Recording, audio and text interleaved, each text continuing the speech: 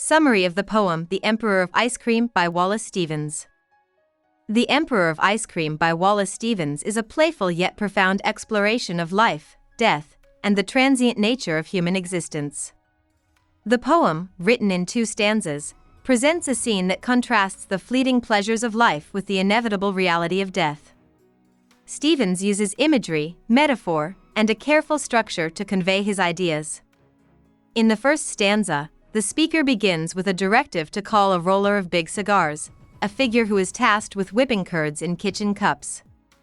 This image evokes a sense of physicality and pleasure, with the muscular one performing a task that seems both mundane and sensual. The phrase concupiscent curds suggests indulgence and earthly desire, implying that pleasure should be enjoyed without hesitation. The mention of the wenches, young women, dawdling in their usual dress suggests that they are comfortable in their casual existence, while the boys bring flowers in last month's newspapers, which conveys the idea that even beauty and tenderness are fleeting, like flowers that have already begun to wilt. These seemingly trivial images emphasize the theme of life's impermanence, suggesting that all things are transient, including beauty, pleasure, and even youth. The line "Let be finale of seem" is crucial. It suggests that what seems to be important or lasting is irrelevant, and what truly matters is what is real and inevitable. The final assertion, "The only emperor is the emperor of ice cream," serves as a powerful metaphor. Ice cream, a temporary, indulgent treat, symbolizes the pleasures of life, which are fleeting and cannot be preserved. The emperor, a figure of authority and permanence, is ironic because he reigns over something as ephemeral as ice cream, reinforcing the idea that the only true ruler is the transitory nature of life itself. In the second stanza, the speaker shifts focus to a dresser, which lacks the 3 glass knobs. The absence of these knobs, along with the sheet on which the woman embroidered fantails, a type of bird, creates a sense of incompleteness or loss. The sheet is then used to cover the woman's face, suggesting death or a funeral, and the mention of horny feet protruding signifies the physical reality of decay. The phrase "to show how cold she is" and "dumb" refers to the woman's lifeless body, emphasizing the coldness and silence that come with death. This stark image of death contrasts with the earlier imagery of vitality and indulgence, reinforcing the message that death is inevitable and that the pleasures of life are ultimately fleeting. The poem's rhythm and meter contribute to its overall meaning. The poem is written in free verse, with no consistent rhyme scheme or meter, which mirrors the unpredictability and lack of permanence in life. The structure of the poem, with its short, sharp lines and abrupt transitions, emphasizes the fleeting nature of experience. The conversational tone and direct instructions, let, take, let, create a sense of immediacy and urgency, urging the reader to embrace life while it lasts, despite its eventual end. The theme of The Emperor of Ice Cream revolves around the acceptance of life's transience. Stevens suggests that we should focus on the pleasures of life in the present, rather than holding on to illusions of permanence or attempting to deny the inevitability of death. The poem offers a kind of existential realism, proposing that the only true emperor is the one who rules over fleeting moments of joy, symbolized by the ice cream. Ultimately, the poem encourages us to live fully and embrace the impermanence of life rather than cling to illusions of eternity. Line-by-line explanation of the poem The Emperor of Ice Cream by Wallace Stevens.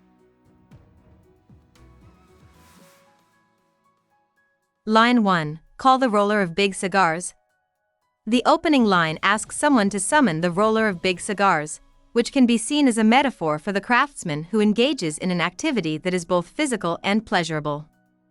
Rolling cigars is a labor-intensive process that also involves indulgence, so this action sets the tone for the poem's themes of sensuality, pleasure, and indulgence. The act of calling him emphasizes immediacy, as if the speaker is urging a response to the present moment. Line 2, the muscular one, and bid him whip. Here, the speaker specifies that the roller should be a muscular one, someone strong and capable, further emphasizing the physicality of the task. The word whip suggests a vigorous action, likely indicating the act of whipping or stirring the curds, as mentioned later, which reinforces the theme of active participation in life's pleasures. Line 3, in kitchen cups concupiscent curds. The phrase concupiscent curds introduces an element of sensuality. Concupiscent means full of lust or desire, which here is applied to curds, something ordinary and everyday. The kitchen cups, as humble objects, contrast with the intense sexual connotation of concupiscent, making the curds appear as symbols of pleasure in their simplest form. The line suggests that even simple, mundane things can be made pleasurable when approached with desire or passion. Line 4, let the wenches dawdle in such dress. This line invokes a sense of idleness and carefreeness, as the wenches, young women, are encouraged to dawdle or move slowly without concern. The simplicity of their attire is highlighted, suggesting that they are not preoccupied with appearances but rather enjoying the moment in their usual dress. This reinforces the theme of finding beauty in life's simplicity and imperfections. Line 5, as they are used to wear, and let the boys.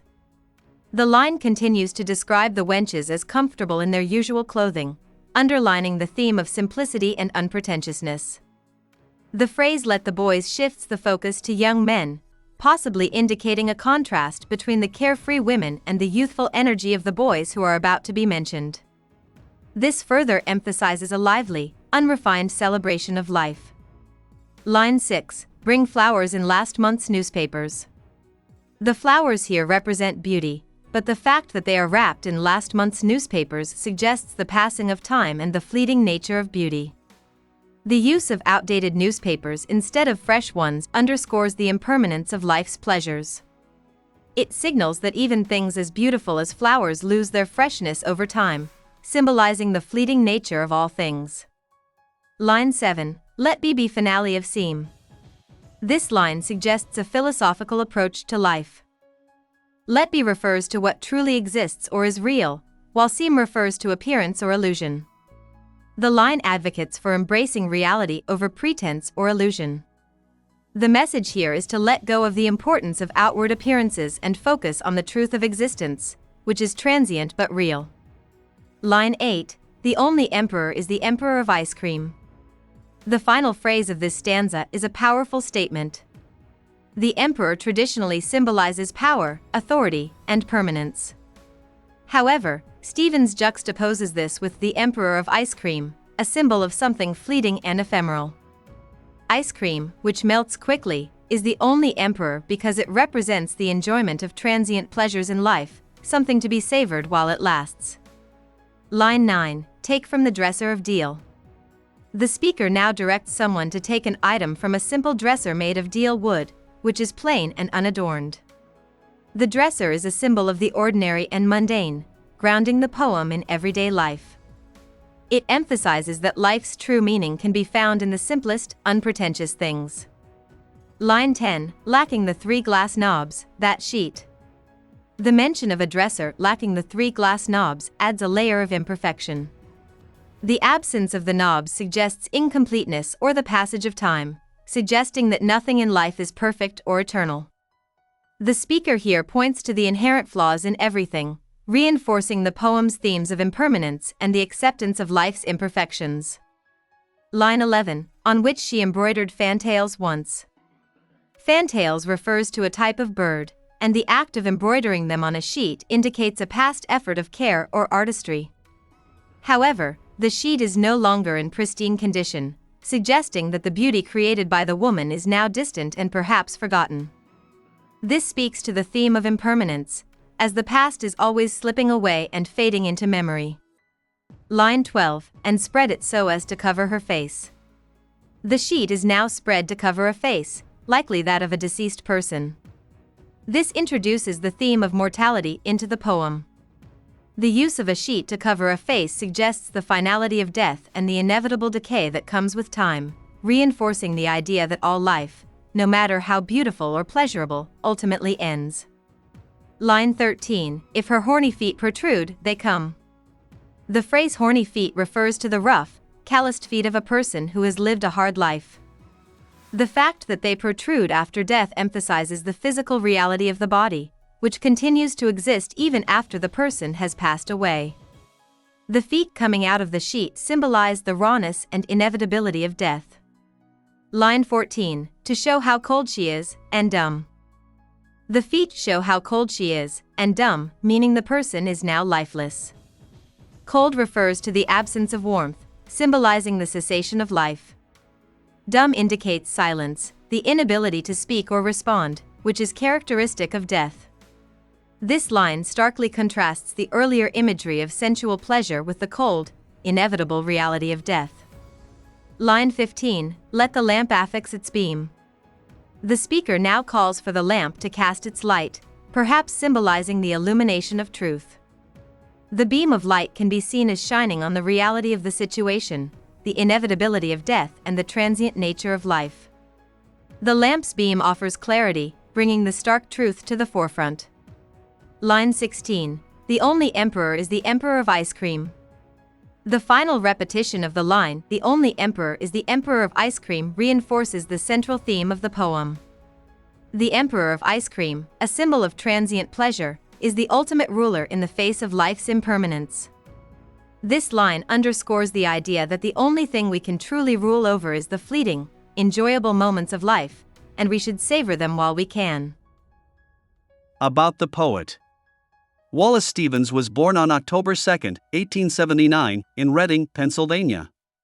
He was an American modernist poet known for his complex, philosophical poetry that blends abstract thought with sensory experience. Stevens worked as an insurance executive for much of his life, a profession that provided him with financial stability but did not hinder his dedication to writing. His poetry often explores themes such as the nature of reality, imagination, and the human experience.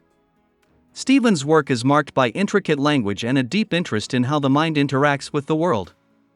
Some of his most famous poems include The Emperor of Ice Cream, Sunday Morning, and 13 Ways of Looking at a Blackbird. He won the Pulitzer Prize for Poetry in 1955 for his collection Collected Poems. Stevens' influence on American poetry is immense, as his work helped to shape 20th-century modernist poetry and remains widely studied and admired. He passed away on August 2, 1955.